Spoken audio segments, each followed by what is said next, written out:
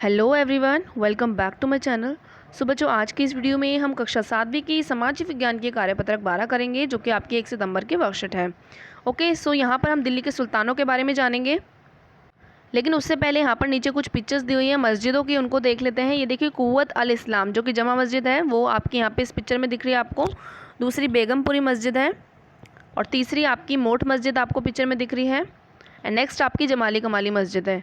Okay, तो यहाँ पर ये जो ऊपर दी गई जो मस्जिदें हैं, उनका निर्माण काल और उससे जुड़ी अन्य जानकारी जो है वो आप अपनी पाठ्य पुस्तिका की सहायता से एकत्र कीजिए। यानी आपको अपनी पाठ्य पुस्तिका लेनी है समाज विज्ञान की, और उसमें से आपको इन मस्जिदों के बारे में जानकारी जो है वो जुटानी है। ठीक है, तो अब हम आ चुके हैं यहाँ पे नीचे।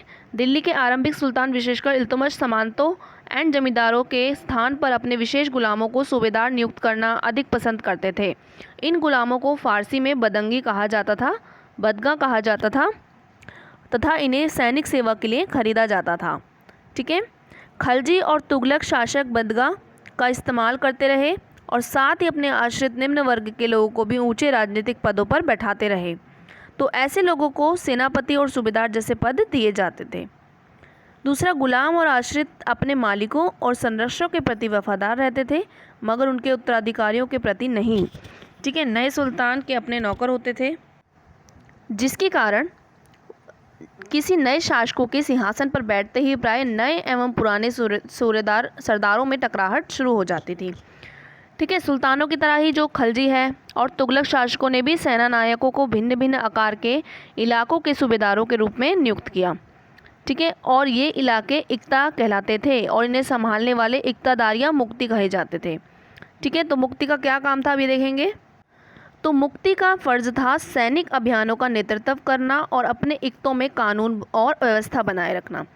अपनी सैनिक सेवाओं के बदले वेतन के रूप में मुक्ति अपने इलाकों से राजस्व की वसूली किया करते थे, यानी टैक्स जो है वो लिया करते थे, और राजस्व के रूप में मिली रकम से ही वे अपने सैनिकों को भी तनख्वाह देते थे। ठीक है, और मुक्ति लोगों पर काबू रखने का सबसे प्रभावी तरीका यह था कि उनके पद वंश परंपरा से ना चलें और उन्हें कोई भी इक्ता थोड़े थोड़े समय के लिए मिले, इस जिसके बाद उसका स्थानांतरण कर दिया जाए, यानी ट्रांसफ़र जो है वो कर दिया जाए। और अलाउद्दीन खलजी और मोहम्मद तुगलक के शासनकाल में नौकरी के कठोर नियमों का सख्ती से पालन किया जाता था।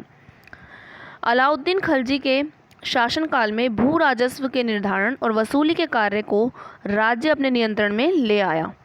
स्थानीय सामंतों से कर लगाने का अधिकार छीन लिया गया एवं स्वयं उन्हें कर देने के लिए बाध्य किया गया। उस समय 3 तरह के कर लिए जाते थे। पहला है कृषि पर, जिसे खराज कहा जाता था और जो किसान की उपज का लगभग 50% होता था। दूसरा लिया जाता था मवेशियों पर, और तीसरा घरों पर। ठीक है, तो हमने इसको अच्छे से रीड कर लिया। अब हम नीचे 2 क्वेश्चन दिए हुए इनको करते हैं। तो यहाँ पर सिर्फ 2 ही क्वेश्चन आपके आए हैं। पहला है, यदि आप सल्तनत काल में इक्तादार होते तो आपको कौन कौन से कार्य करने होते। तो जो काम इक्तादार करते हैं वही काम आपको करने होते। तो इक्तादार क्या होते हैं, मुक्ति भी उन्हें कहा जाता है। तो आप इसका उत्तर लिखेंगे यहाँ से कि मुक्ति का फर्ज था सैनिक अभियानों का नेतृत्व करना और इक्तों में कानून और व्यवस्था बनाए रखना। ठीक है, ये आपका काम होगा। जो इक्तदार हैं उनको मुक्ति कहा जाता है, और मुक्ति जो काम करेगा वही आप करोगे। तो यहाँ पर आप जो है, अगर आप इक्तदार होते तो आप क्या काम करते, सैनिक अभियानों का नेतृत्व करना और अपने इक्तों में कानून और व्यवस्था बनाए रखना, ये काम आपको करने होते। तो ये आपका आंसर नंबर फर्स्ट हो जाएगा। ठीक है, प्रश्न फर्स्ट के उत्तर में आपको ये लिख लेना है। अब देखिए प्रश्न नंबर 2, अलाउद्दीन खलजी के शासनकाल में कर प्रणाली की विशेषताओं का वर्णन कीजिए। ठीक है, तो अलाउद्दीन खलजी के शासनकाल में कर प्रणाली को विशेषता क्या थी वो आपको इसमें बताना है। तो प्रश्न नंबर 2 का उत्तर हो जाएगा, अलाउद्दीन खलजी के शासनकाल में भू राजस्व के निर्धारण और वसूली के कार्य को राज्य अपने नियंत्रण में ले आया और स्थानीय सामंतों से कर लगाने का अधिकार छीन लिया गया एवं स्वयं उन्हें कर देने के लिए बाध्य किया गया।